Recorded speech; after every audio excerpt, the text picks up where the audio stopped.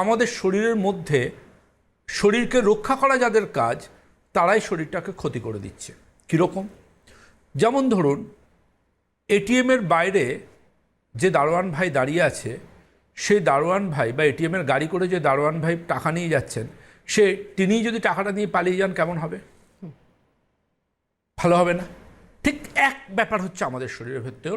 আমাদের রোগ প্রতিরোধ ক্ষমতা বাইরের রোগ জীবাণুর সাথে লড়াই করার জন্য, সেই রোগ প্রতিরোধ ক্ষমতা যদি আমাদের শরীরের ভেতরের অর্গানগুলোকে টার্গেট করে তাদেরকে আক্রমণ করে, তখন তাকে বলা হয় অটো ইমিউন ডিজিজ।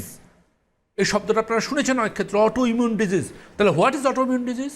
সহজ বাংলায় বলতে গেলে বোঝার সুবিধার জন্য, যখন এরা দিকভ্রান্ত হয়ে বাইরের জীবাণুকে আক্রমণ করার জায়গায় শরীরের ভেতরের মেজর অর্গানগুলোকে আক্রমণ শুরু করে, that is auto immune disease. যেমন lupus erythematosus, systemic lupus erythematosus, SLE, RA factor, rheumatoid arthritis, বা কিছু ক্ষেত্রে কর্ন ডিজিজ, যেটা IBS এর পেশেন্টদের মতো করে আসে IBD-তে। এই ধরনের কিছু অসুখ থাকে, যে অসুখগুলো নিয়ে আমি আগামীতে আলোচনা করার চেষ্টা করব, ওগুলো বলে অটো ইমিউন ডিজিজ।